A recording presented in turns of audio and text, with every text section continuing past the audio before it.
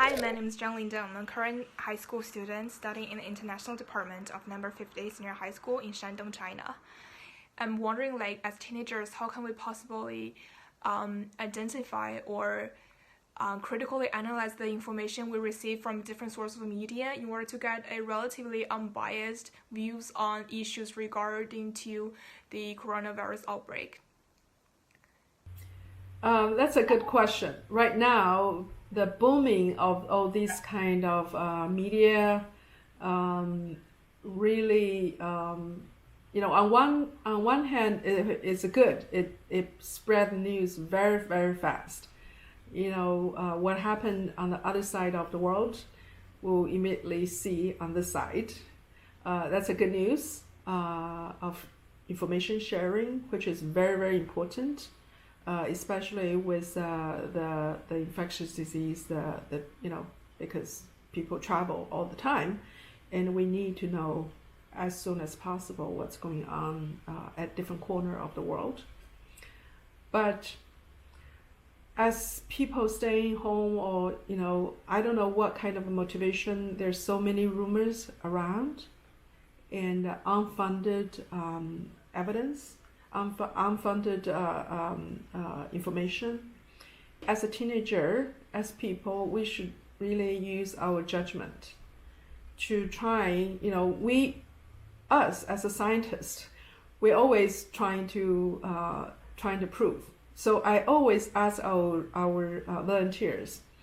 We produce information has to be based on solid evidence, and we have to cite. Each information we produce, we have to have a resource. Most reliable resources are peer-reviewed scientific papers, research. But even that, we still have daily newses. So we tend to trust the major stream of newses, and also I'm a fan of NPR, National Public Radio. So I trust their information, and also I trust their very in-depth, on-point, etc. Kind of discussion, and we trying to use our best judgment. And I'm glad Dr. Fauci, U.S. has him as a chief scientist in this pandemic, and he always make corrections and make the right direction. Or even though sometimes he explained to us bluntly, this is something I don't know. We're still under research, right? We have to have that kind of scientific attitude, and we use our best judgment and try not to spread rumors. Science can save the world. Not only the science, but science can save the world, plus the right policies. Yeah. Hello, I'm Saif from Egypt. I'm a high school senior. I would like to know how this situation will affect global policy moving forward. Will globalization and global trade, immigration be affected? Okay, thanks for the question. I think that's really people already feel that globalization has been affected by this coronavirus pandemic. For instance, early on when China has had the outbreak, many flights were stopped. Flights,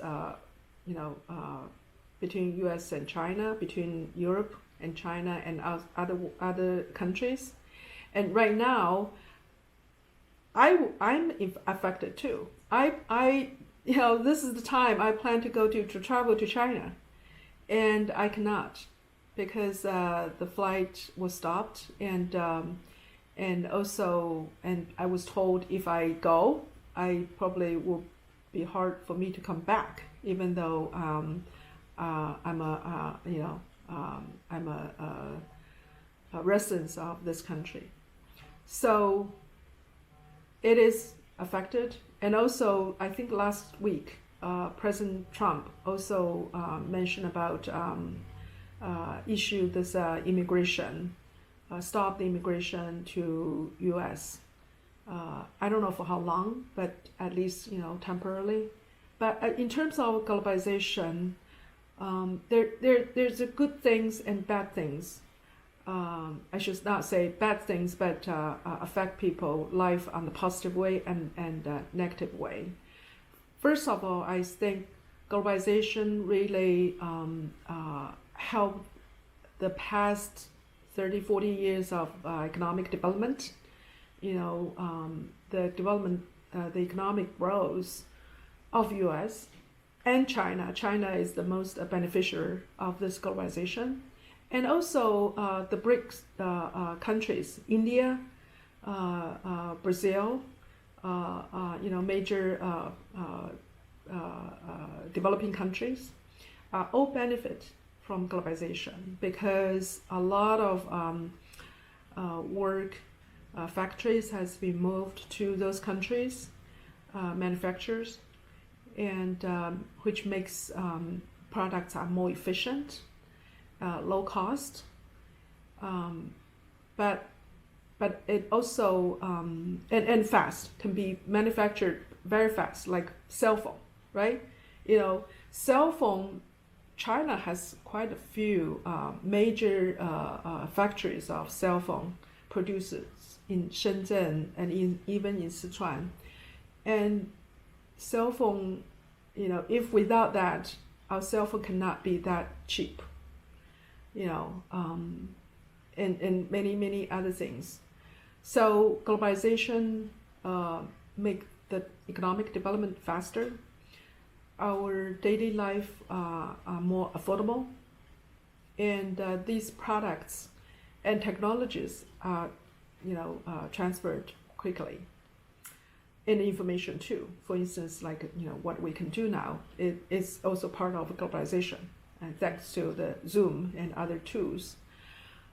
But at the same time, it also made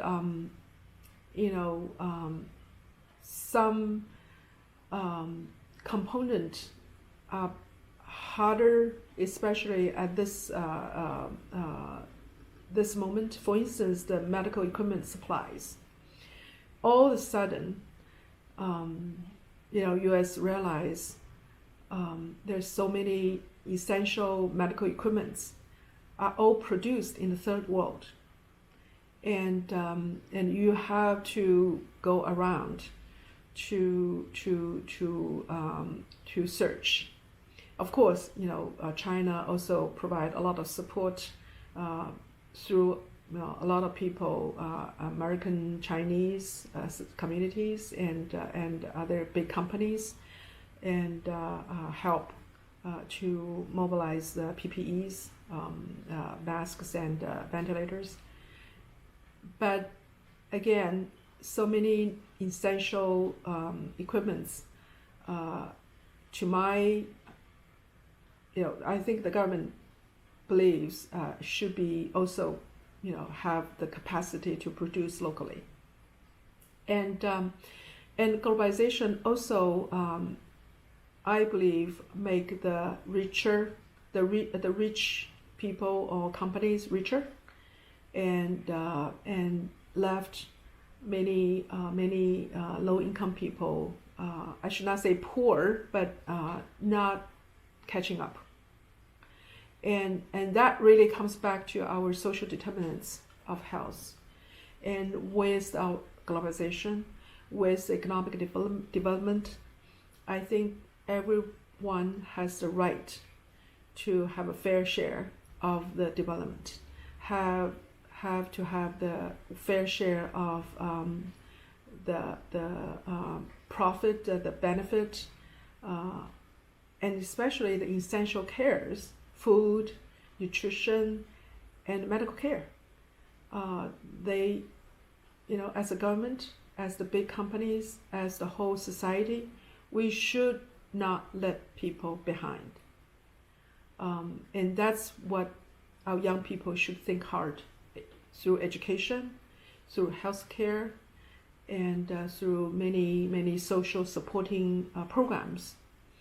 And that's really something this world need to be rethinking about this globalization. Globalization doesn't only mean economic development, but also means education, social welfare, and many humankind, environmental protection, greenhouse effect. The whole world need to have a global solution. U.S. cannot solve it. China cannot solve it. Individual countries cannot solve it. And so we really need to think about this globalization as a broader scope, a broader view to address global problems. Yeah. Hello, my name is Tomoki Matsuno, and I'm a senior at a high school in Ibaraki, Japan. A couple of days ago, I saw a simulation by Harvard University that says this social distancing may be needed into 2022, in 2 years from now. I understand the importance of infection prevention, but if this coronavirus continues to affect the economy till 2022, the global economy will be so depressed. So I'd like to know when we can or should somehow put the economy back on a path in this challenging situation. Your student ask very, very good questions. Yeah, very thoughtful. It is true, Harvard professors, my colleagues, have proposed that this could be a new norm of keeping social distance in the near future, next year or for the following year, which is still under debate. But we have to be prepared, mentally prepared and physically be prepared. And so it is relatively easier for us. We can work at home. For people working in the office, computer related, information exchange related. But it will be hard for those people who have to go to factories. For instance, like a meat processing factory. I heard, President Trump has to order the meat processing factory to open, even though they have so many factory workers got infected. But they have to be there to deal with those, products. And nursing home caretakers, they have to go to take care of those people who are needed. So there's so many occupations. It is very hard to keep social distance. But this social distance, we have to have this mindset. We have to be prepared. And even though we go back to work, we go to office, and people face, when we go, I can imagine when I go back to office, I would not, hesitate to hug people anymore. Definitely no handshaking anymore, right? And it changed our behavior. It changed our personal contact. I think social distance is necessary, especially during this pandemic period of time. But what I'm saying is, mentally we have to prepare, but even more so, we have to be prepared to have a stronger health status. Prevention is the most important. Prevention means we have a physical measures, like a physical distance, like washing hands, like wear masks. Those are all physical measures. But we need also to have a healthier body in order to against or prevent the virus, or even though we get the virus, we can only have milder symptoms.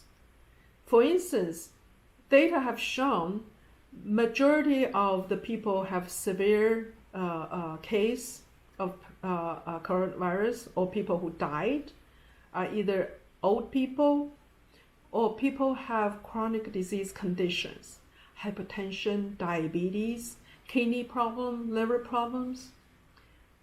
That really gives us a warning. We, as a young people, have to grow this healthy behaviors, healthy lifestyle to keep our body stronger so we can fight not only coronavirus, but any kind of virus, any kind of infection, any kind of diseases. That's most important. We cannot just hide. There's a coronavirus, and next year or the following year, next decade, we'll have different kind of diseases coming. And we cannot just hide, staying home forever. We cannot do that. So I'm, as a preventive, as a population medicine, population health researcher, I have been spending the past 30 more so years studying determinants of health. Means nutrition, means exercise, means sleeping. You need to maintain a good sleep in order to have a good immune system. You need to have a positive mental status in order to have a strong immunity system. Everything is linked. So I know my kids too, you guys, young people, like to play computer games, like to not sleepless the whole night. I should warn you, from now on, keep a healthy body is more than ever important. And in that, you can have a stronger body. Even though stay home, you can still exercise. So again, keep your own health is the better than ever than keep distance, I should say. Hi everyone, my name is Sarah Ben Halima. I'm from Revere, Massachusetts. My question for the professors today is, how are healthcare centers, hospitals, and the overall healthcare industry responding to the ongoing demands and needs of non-COVID-19 patients? Thank you. That's another good question. I heard from my colleagues, my schoolmates from Wuhan and from here, my colleagues here at Harvard affiliated hospitals, many non-essential procedures has been postponed. Cancer patients, for instance, if they need an IV and they have to be turned into an oral medication, which may not be as effective. And many surgical procedures has been postponed because doctors or the surgical ward has been turning into ICUs in order to treat the coronavirus patients. So many challenges for hospitals. We have to face that, and some patients cannot wait. For instance, I heard the news kidney transplant patients. They cannot wait for too long. And those people with emergencies, like baby delivery, you cannot wait. So I really admire our hospital management team and our doctors, essential doctors and non-essential doctors, the ER, the ICU doctors, and even pediatricians. They have to take extra cautious. And that's what the communication we have been trying to forge between US and China, because China already passed that period of time, and they are gradually recovering their capacity. Because during the pandemic, most of the essential care has been stopped, and now they gradually, recovering from 50% of the capacity, 60%, 70%. Recently, we heard like 80% of the capacity of hospitals care has been recovered. But things are different. Usually, 2 people can share one room in the hospital room. Now, they only allow 1 patient per room. That means they have to reduce the care capacity. And each department, not only respiratory, like some other, like cardiovascular and some other departments, they have to have a special room put aside in case they found some people has a potential infection. They can quickly isolate that patient. So they have all these measures, and they have a thermometer, automatic thermometer in the gate of the hospital to check on every patient and visitors going into the hospital. So that caused a lot of procedural hurdles and management hurdles. And every department, doctors, they treat themselves like a ED, like a infectious disease, department doctors now. It puts more pressure on the healthcare system. And they lost their revenue, and they also have much more burden. So we should really thank them, and we should really find a way to appreciate them and to support them. And for us, again, keep ourselves healthier is a way to help them, I should say.